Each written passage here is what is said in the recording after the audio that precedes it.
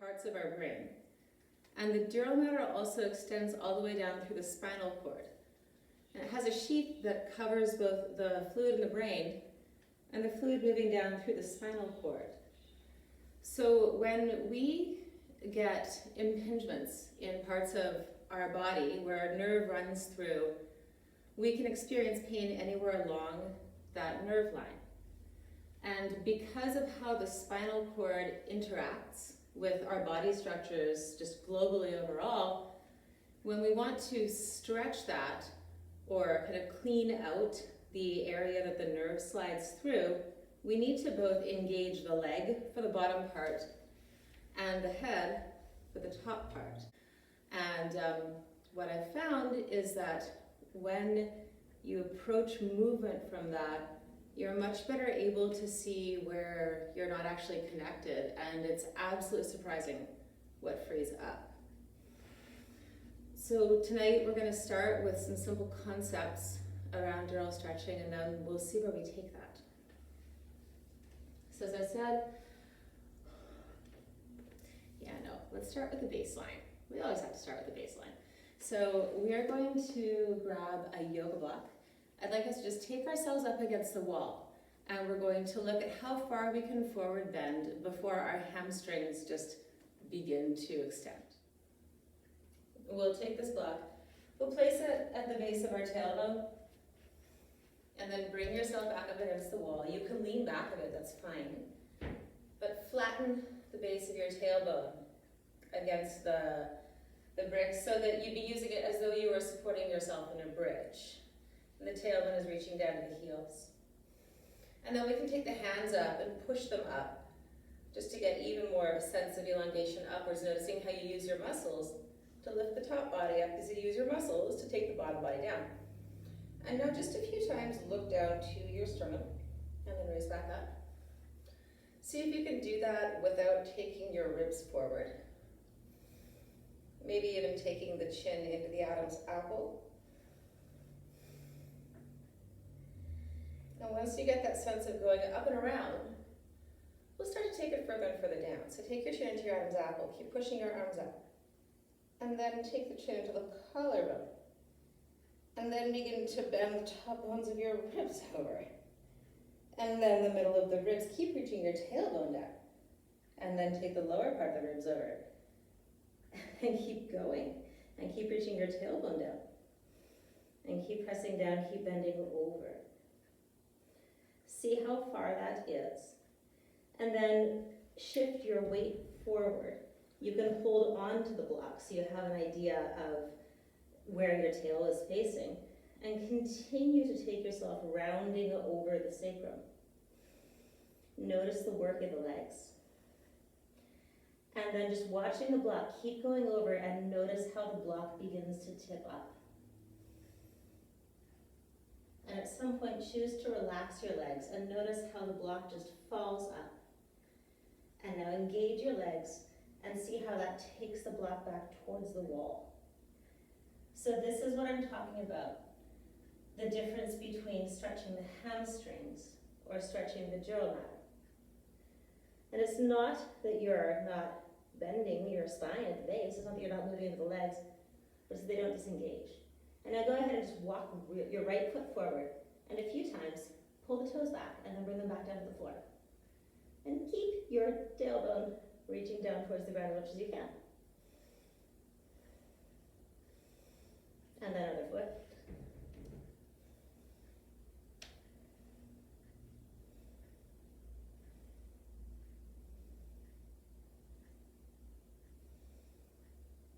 And put it back. Realign the tailbone down. Take your sacrum back to the wall. Engage that. Come back up. Push the hands up.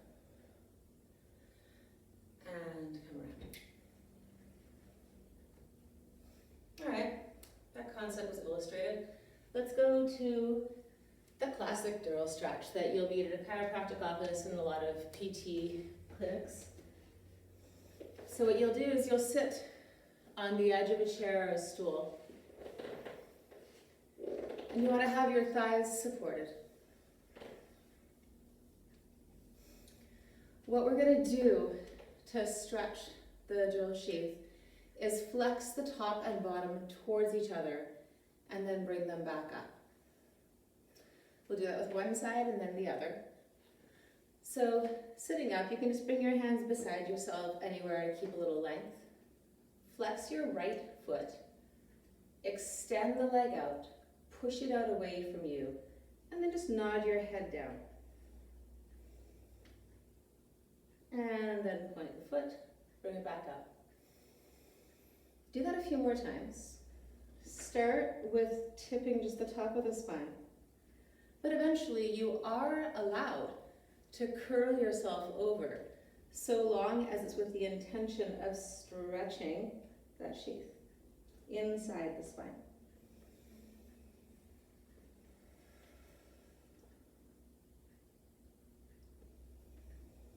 We'll do one more of these. We're going to hold it there. And now in that stretch, just look up and point the toe, and then flex the foot, look down. About 4 times.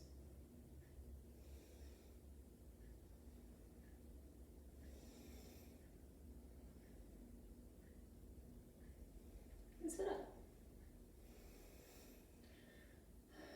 So there you have 2 options for flossing that. Let's stand back up. Do a quick forward bend. See if you notice any difference in your range, right and left.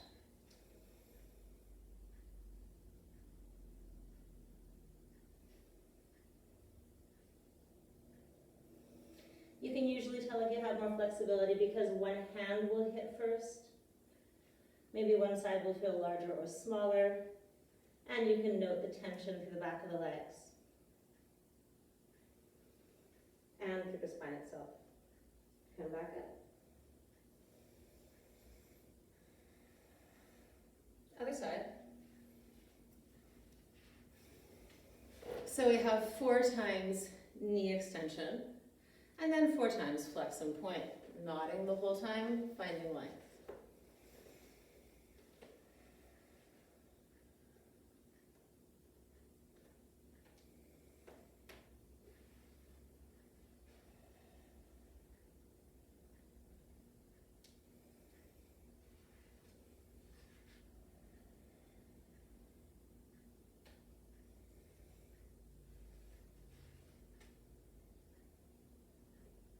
And now look up, point, look down, flex.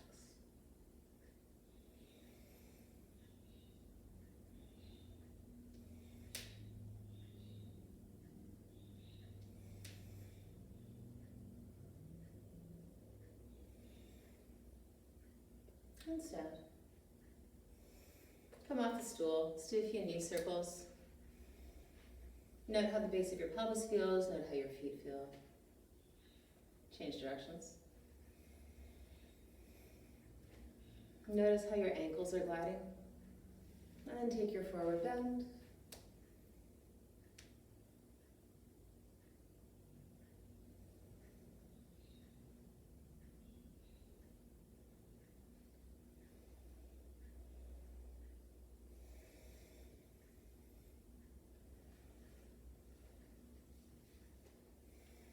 And come back up.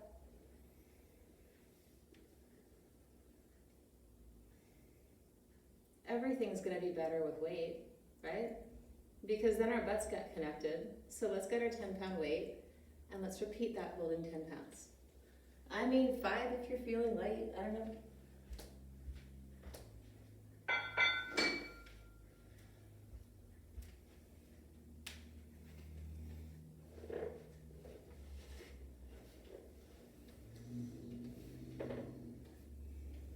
Sitting back on the stool. It's okay for your feet to dangle. That level of fear is also really good for your butt. Then put your hands up. Feel already how much more the sit bones are engaged. Flexing the right foot and the skull.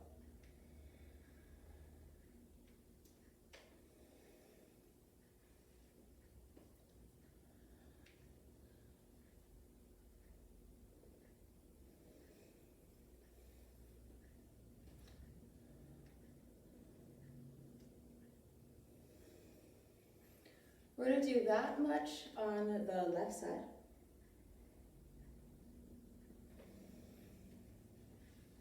And just noticing the length you're achieving in your ribs by pushing the weight up.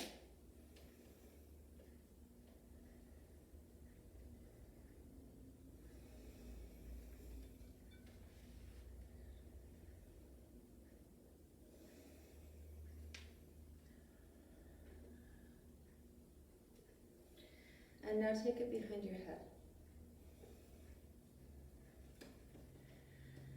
And let's do 4 more like that. Push the head up into the weight, flex the foot.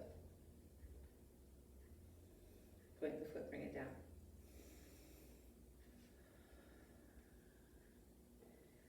We probably only need to do 2.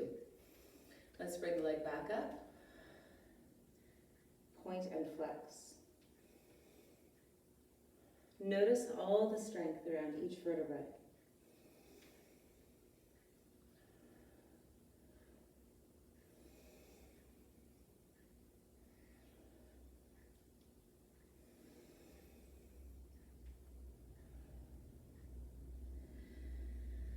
Other side.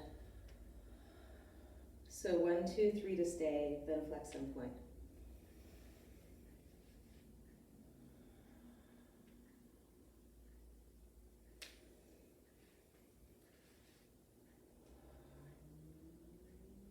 Flex and point.